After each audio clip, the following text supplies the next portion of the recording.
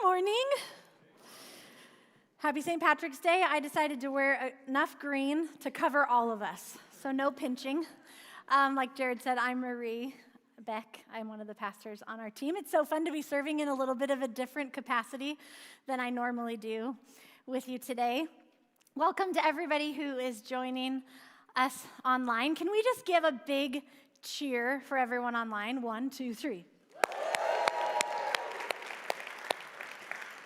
I also just want to say welcome back, Will, from California, and I love your haircut. Saw you come in.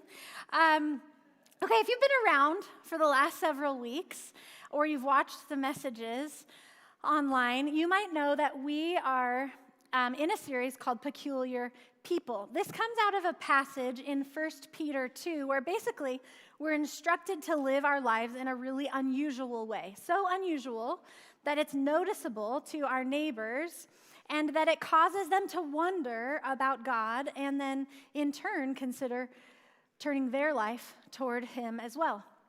To be this sort of strange and peculiar person in our day takes a radical love of God and consideration of what it looks like to deny ourselves. We're going to start in a story in 2 Samuel 11. It's about David. If you're not familiar with David, maybe you are familiar with the story of David and Goliath. So this is that David. He was anointed as a young man to be king by God. And in this story, he is the king. And in his kingness, he is just meandering around his palace rooftop one evening when he sees a woman bathing on her rooftop. He decides to find out who she is and learns that she is married to Uriah the Hittite, who is away in war fighting battle in King David's army. King David has someone bring her to him. He sleeps with her, gets her pregnant, and then when he finds out that Bathsheba, is her name, is pregnant, he sends for Uriah, her husband, to be brought home from war to him, the king. Probably like to confess and repair, right? No. He has a scandal to cover up. So King David welcomes Uriah back and nonchalantly kind of asks him, like, how was the war? How you doing? And then says, Uriah, go home and wash your feet. Okay.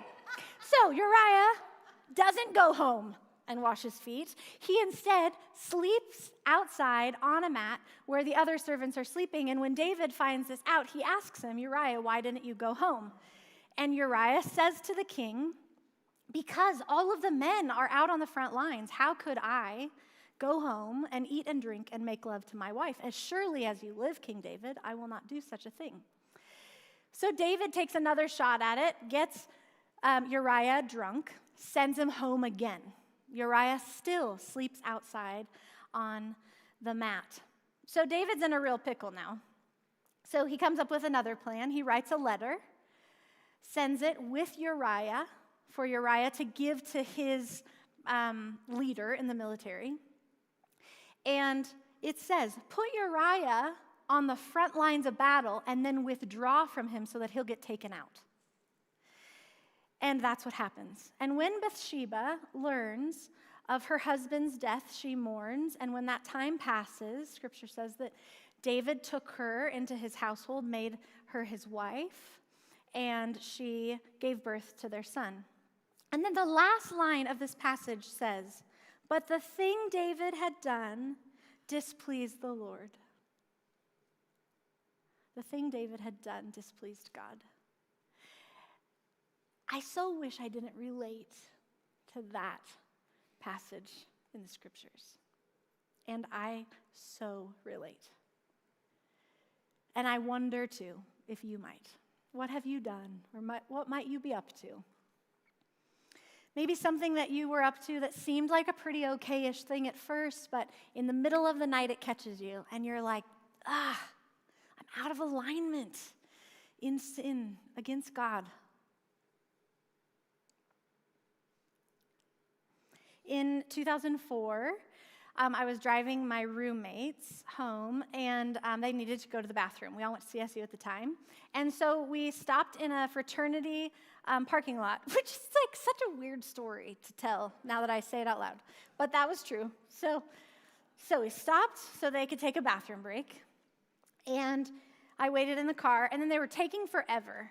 So I marched in there like I had plans and things to do. So here's the scene. So there's this like foyer in the fraternity house, and then there's like split level stairs, and I can hear my roommates at the back of the top stairs. They're talking to a guy whose back is facing me. So I go in to get him, and I walk past the guy, and I'm like, girls, we gotta go. I'm fine. It's totally fine. We can stay as long as you want. Anybody want to guess who that strapping young man might have been? Okay, it was John. That's the romantic story of how we met in the fraternity foyer. So I'm immediately, let me just tell you, he had just gotten home from a summer of wildland firefighting in Idaho, and let me tell you, he brought the heat back to Fort Collins.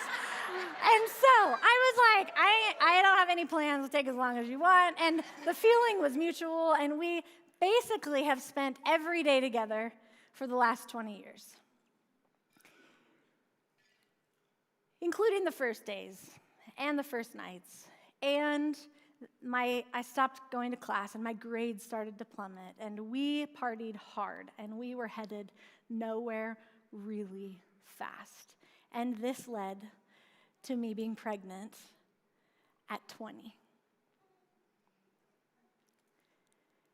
Today, our peculiar people topic is a community of dependence in a culture of self-reliance.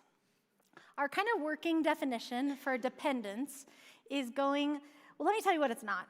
It's not like my dependents, my kids, who I claim on my taxes, which is helpful. And they need me to get to school or for gas money or whatever. Not that kind of dependence, but dependence defined today as loving attachment. So we'll talk more about that in a minute, but let's talk about self-reliance. Self-reliance defined as needing no outside help in satisfying one's own needs. Some self-reliance is good, right? God gives us what we need to be able to do life. But when we take that to the extreme, we run the risk not just of missing out on the people who need us and whom we need, but also of Jesus as our lead story and who we are really fueled by. In preparation for today, I did a quick perusing through social media. My Instagram account, John has a work Instagram account, and then the kids watch YouTube videos, so I watched through those, just trying to pay attention, what are the norms of our culture today? And my Instagram ads are full of things like apps that will give you peace, or weight loss pills, or one in particular, how to dress feminine over 40, which I nailed it in the green suit, right? Okay. And then eye cream after eye cream after eye cream, which clearly I click on because there's a lot of it.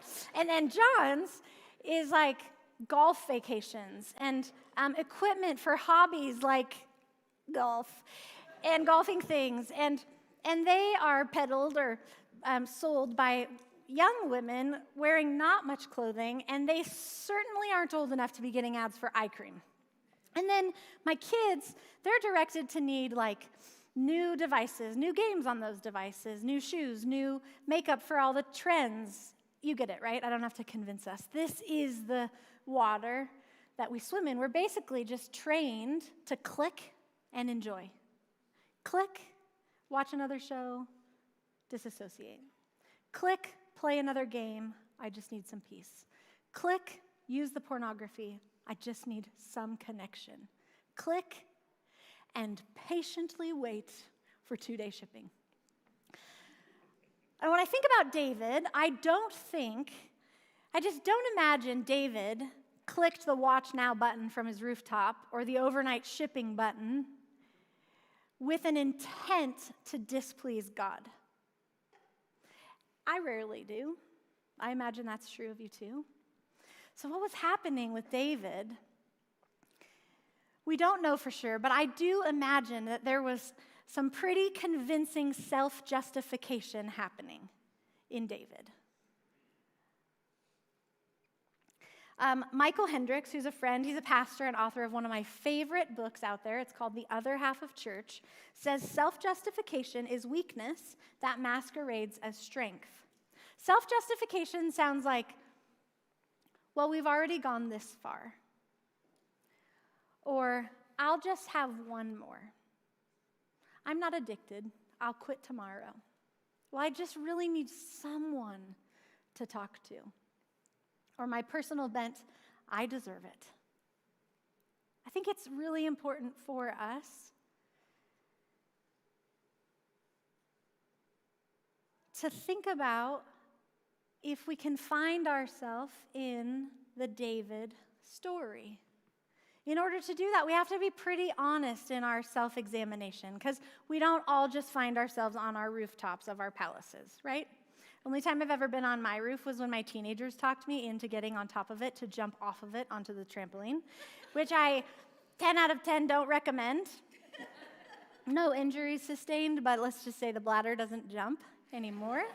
And John, he's only on our roof twice a year, once when I talk him into putting up the Christmas lights, and again when I talk him into finally taking them down. And there just aren't women bathing in the backyards in our neighborhood in Colorado in December. But just because we're not kings in high places looking down at what we desire and taking it and justifying it by any means necessary doesn't mean we aren't written into the story of David, right? And that we shouldn't therefore ask ourselves the question, what have I done?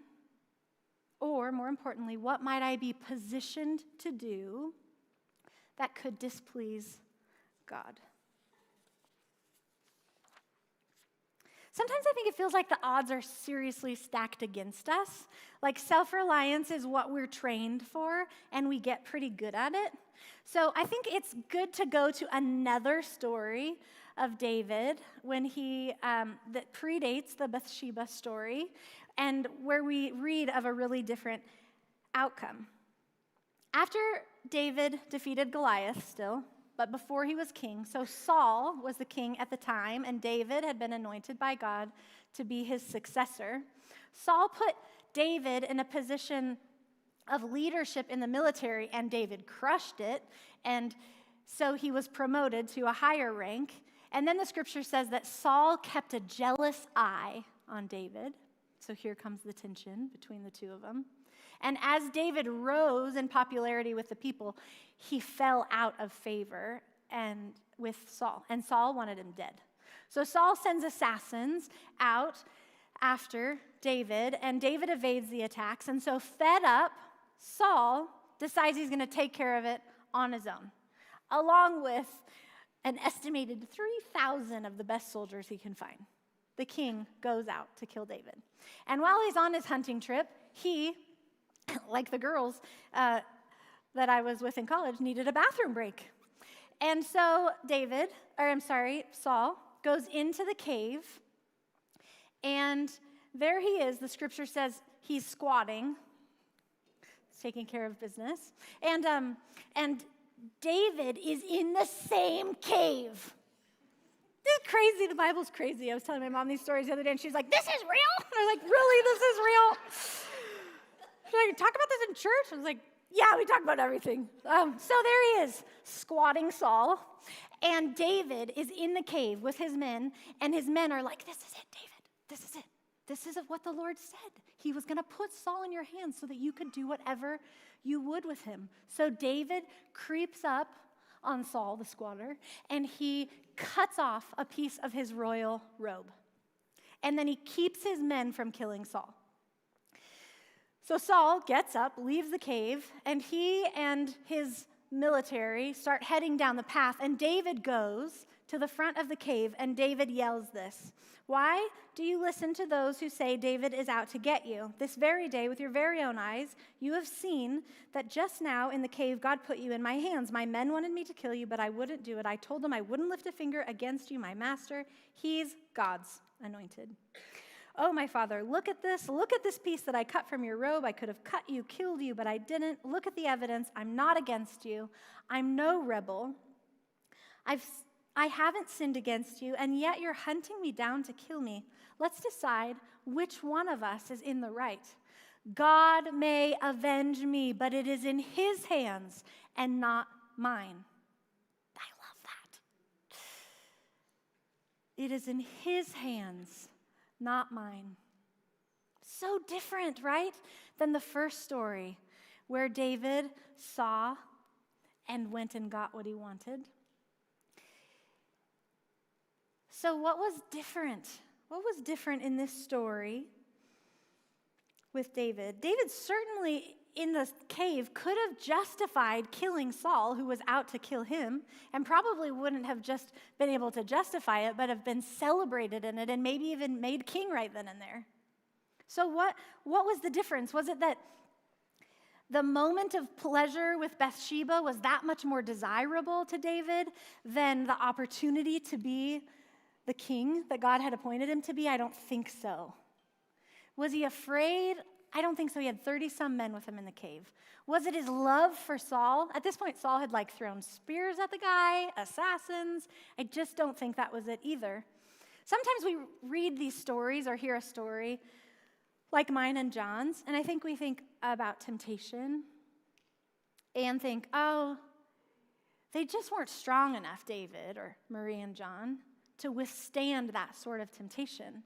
But when we stay on that level, the problem with that narrative is we miss what's underneath it. And if we look harder at David in these two stories, I think that we find that it's less about what was tempting David and more about who he was trusting.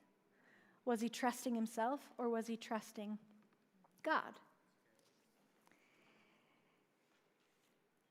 So I'm wanting us to start wondering, what will it take for me to have this sort of cave-like dependence on God as opposed to this rooftop self-reliance? Our sinful desire for self-reliance is almost never overcome by the sheer force of our own determination. So often, we try to just push out sin, and then we find ourselves in the same spot. Scottish professor of theology Thomas Chalmers said, I'm going to read this in Scottish accent. Just kidding, I'm not. But what cannot be thus destroyed may be dispossessed, and one taste may be to give way to another and to loose its power entirely as the reigning affection of the mind. It is thus that we cease to be slave to our own sinful appetites. Basically, what he's saying is that as Christians, we need a vision for something more than just avoiding sin. We need a bigger vision to fill our hearts so that we can follow in the way of Jesus. And what better, bigger vision than a life touched and sustained by God himself? That's where David finds his strength. It is in God. The joy of the Lord, his enduring love for God and trust in him. David is lovingly attached, dependent on God.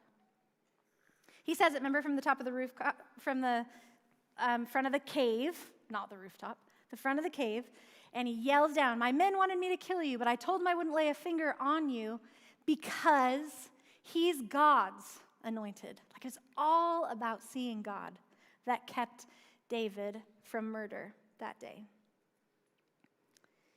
Our brains draw life from our strongest relational attachments to grow our character and develop our identity. Who we love shapes who we are. And David loved God, so he could depend on him. He was lovingly attached to God. When I talk about loving attachment, picture Gorilla Glue, like Gorilla Glue to God. So if being Gorilla Glued to God is our goal, this loving attachment, what does it look like for us to find ourselves that way with God? If it's not just pushing out sin, like how do we do that? Julian of Norwich, she was a contemplative Christian from the 14th century. Also, we love the same clothing. She said, let God win you over with his pleasures, joy, and friendship, and you'll be less vulnerable to being fooled by the counterfeit pleasures of sin. Pleasure leads to joy, which leads to relationship. Pleasure leads to joy, which leads to loving attachment. So we're going to kind of park here on pleasure for the rest of our time together. What if it's true that in denying pleasure, its right place in our lives, its right place being defined by the one who created it, God? So what if it's true that denying pleasure, its right place in our lives, causes us not only to miss out on God's intended goodness for us, but also perhaps inadvertently leads us to putting God in the wrong place in our lives as well? Disclaimer, I'm not suggesting that we can just pleasure our way around temptation. And a biblical theology of pleasure gives us no license to enjoy pleasures outside of God's intended design, or to hoard them and lose sight of the needy, or to flaunt them and cause others to sin. And it certainly doesn't give us permission to love the gifts more than we love the giver. In 2 Timothy 3, Paul warns that people will become lovers of pleasure over lovers of God. The word that he's using in the Greek is philaidonos. The first part of the word means love. The second part, hedonos, is used about 5 times in the New Testament, and it's always used to illustrate this sort of picture of people who are just completely preoccupied with pleasure and self-gratification. In Galatians, it talks about what it's like for people who are lovers of pleasure in this way, this lovers of pleasure and not lovers of God. Stick with me, this is quite the passage from Paul to the church. It's obvious what kind of life develops out of trying to get your own way at all, self-reliance. Repetitive, loveless, cheap sex. A stinking accumulation of mental and emotional garbage, frenzied, joyless grabs for happiness, trinket gods, magic show religion, paranoid loneliness, cutthroat competition, all-consuming but never satisfied wants, a brutal temper, an impotence to love or to be loved, divided homes and divided lives, small-minded and lopsided pursuits, a vicious habit of depersonalizing everyone into a rival, uncontrolled and uncontrollable addiction, ugly parodies of community. I could go on, Paul says. This isn't the first time I have warned you. If you use your freedom in this way, you will not inherit God's kingdom. So, I think it's safe to say, this is not the goal, right? We don't want to be lovers of pleasure over lovers of God. So what do we do if we've determined this isn't it? I think sometimes in the church we just over to the other side, where we find asceticism, which is basically the opposite. It is a kind of practice, religious practice rooted, I think, in Indian religions, where basically it is the denial of any sort of pleasure or indulgence for the sake of becoming more godlike, self-reliant. Jesus says that apart from him we can do nothing. So we already know self-reliance is not the way. But what about this denying ourselves of any pleasure? In John 10:10, Jesus' words, "The thief comes to kill, steal, and destroy, but I have come that they may have life and have it to the full." Abundant life, another translation says. And another translation says that they can have more and better life than they ever dreamed of. Jesus came promising a good life. So asceticism can't be it either. So what's the third way? If these aren't it, what is the way? We'll pick back up in Galatians. But what happens when we live God's way? Well, thank you for asking. He brings gifts into our lives much the same way that fruit appears in an orchard. Things like affection for others and exuberance about life and serenity. We develop a willingness to stick with things, a sense of compassion of heart and conviction that a basic holiness permeates things and people, and we find ourselves involved in loyal communities, not needing to force our way in life. That sounds like David in the cave to me. Not needing to force our way in life, able to marshal and direct our energies wisely.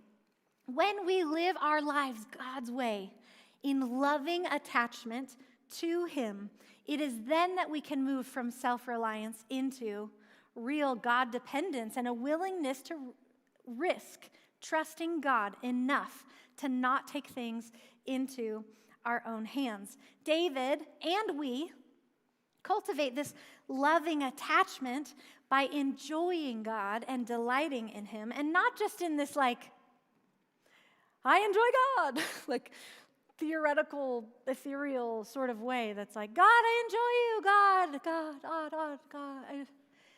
Like it's not pretend, it's real, but it doesn't come so naturally in our culture. So a practical and important way for us to do this is by recognizing God and acknowledging Him in the good gifts that He gives us, and not pretending like we are the giver of good gifts.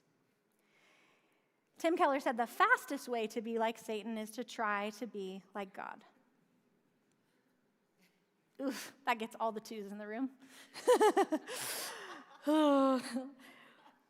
Self-reliance is a weapon of destruction. And delighting in holy pleasure is an act of spiritual warfare as it leads to loving attachment with the Father. But still practically, like, how do we do this? I'm curious if there's any drivers of a Jeep Wrangler in the room. None. There were in the first two. Yes, who is that? I can't see in the light. Who is it? Tell us your name. We'll say it one more time. Gabi. Okay, great. So,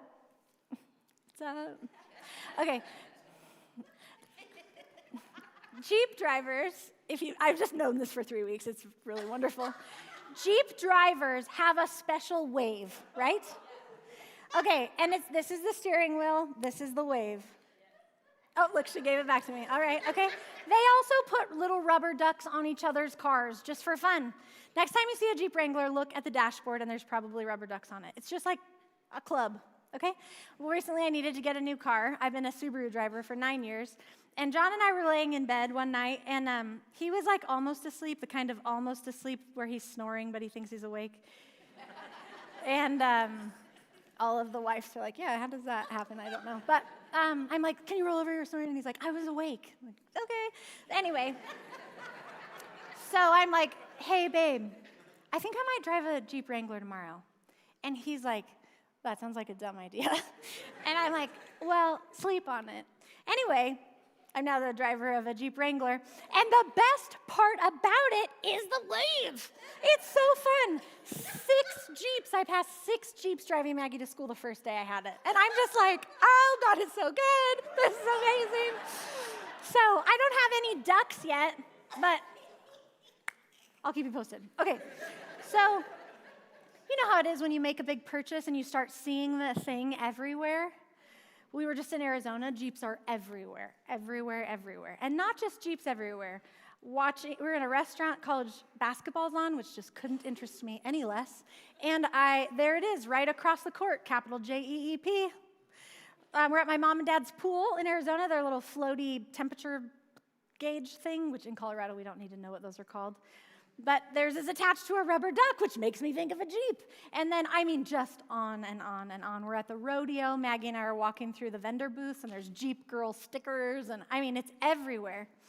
We see so much. We see so much.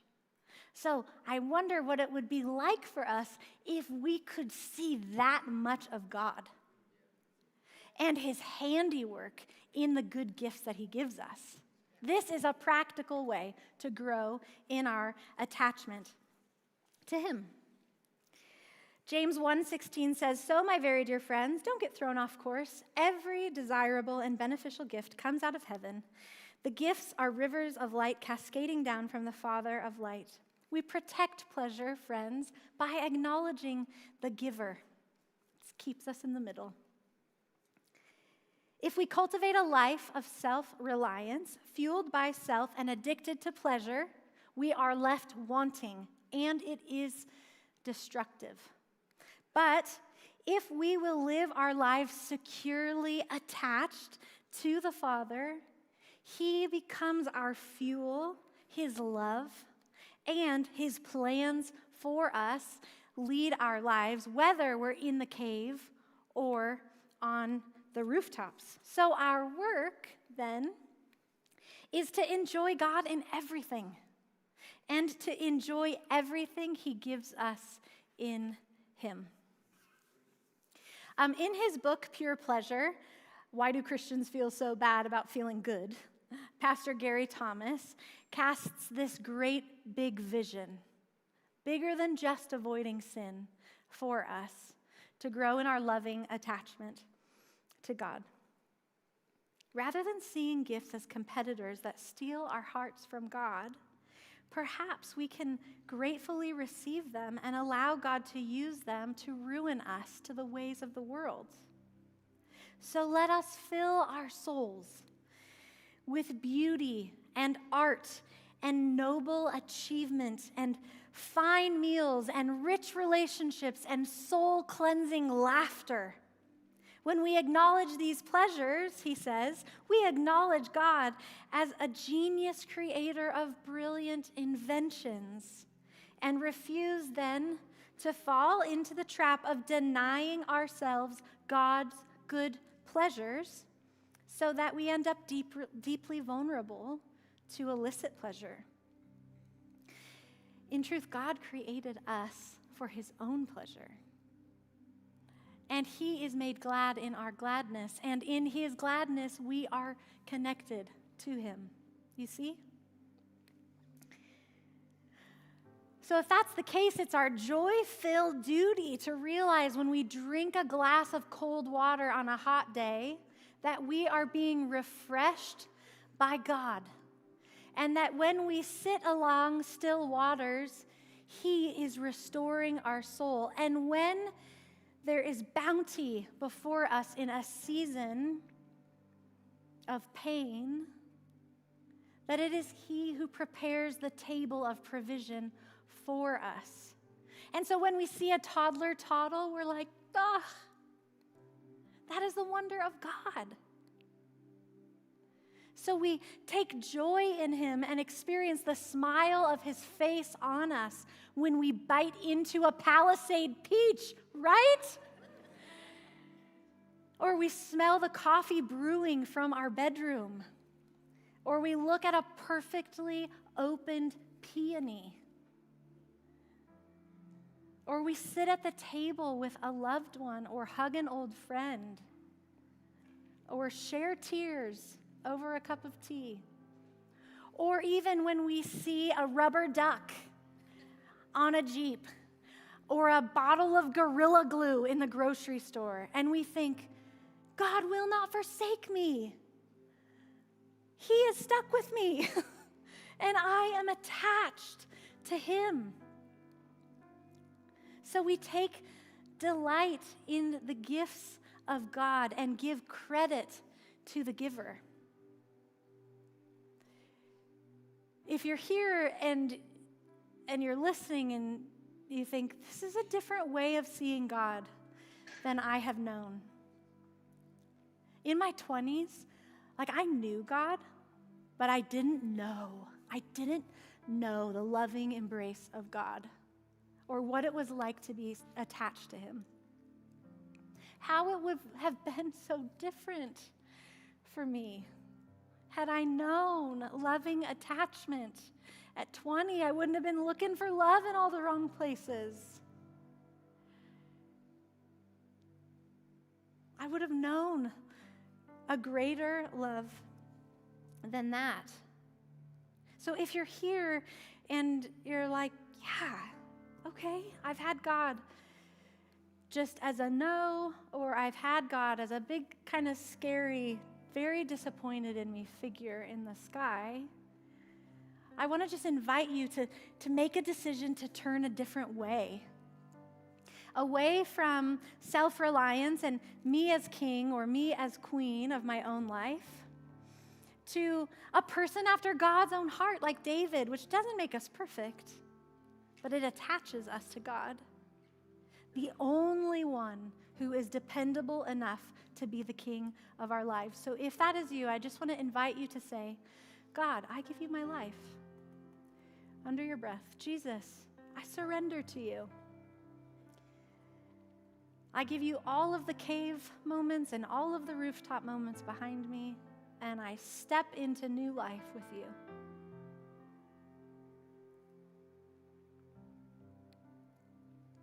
Pregnant at 20, I knew one thing for sure. I had ruined my life, and I had sinned my way out of God's love and any good plans that he might have had for me. But I couldn't have been more wrong.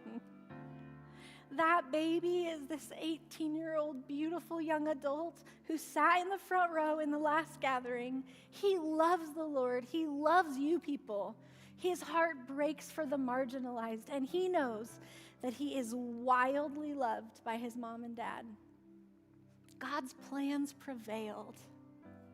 And with David, David, that was rough. Took a woman, got her pregnant, murdered her husband, and God's plan prevailed, you see. The lineage of Jesus continued. God's plan through David continued to resurrection. And in your story, I don't know where you find yourself in it, but in a story, we all are. That story of pregnant to now, that's 20 years, and they have not all been sunshine and roses. And neither were they from David on the rooftop or the cave to resurrection. But God's plan will prevail in your story too. Each week we want to put into practice what we have heard. So our weekly practice for this week is super fun. Daily, set aside time to take pleasure in one good gift and meditate on God's goodness to you. Once a day, at least. This could look like hugging a friend and noticing and thinking about God's goodness. Or it could look like pulling over on Strauss Cabin Road to see those eagles. If you haven't, you have to do that. Or it could just be lingering over a cup of tea. There's so many things. We see so much, so look for them and then look for God in them. For Christians who live closely with God, life shouldn't be one long funeral. Dr. James Houston says it should be a festival, and Forrest Gump says life should be like to be enjoyed. So that's what we're going to do. The team's going to pass out chocolate to you right now. And this is how we're going to wrap up our time together. It's going to happen kind of quickly. As soon as you get your chocolate, go ahead and unwrap it. These are from Kilwins. This is not gold coin chocolate. This is like truffles from Kilwins chocolate, which while they're passing them out, I'll just tell you, Holly is the woman who owns Kilwins in Old Town. She's local and lovely. So let's support Kilwins, okay? Great, she knows we're eating chocolate in church today and thinking about God. I don't know what she thinks about that, but...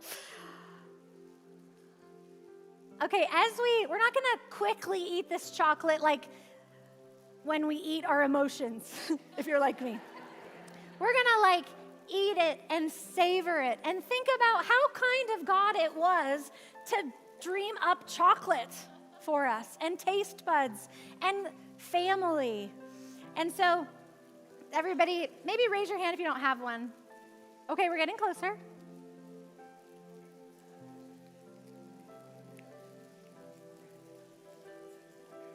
I haven't had one in the last 2 gatherings because I didn't know if I'd be able to talk with it in my mouth, but I think I'll have one with you.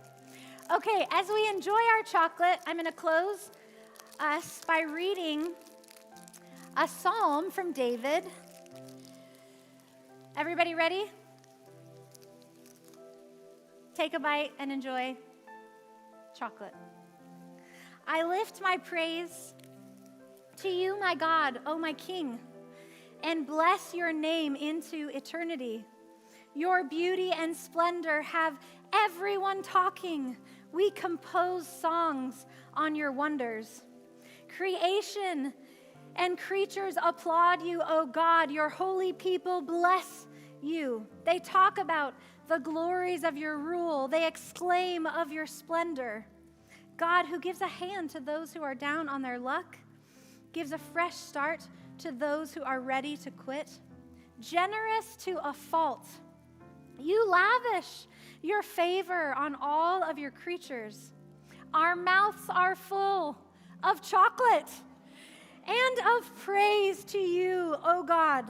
Let everything within us bless his holy name. Amen.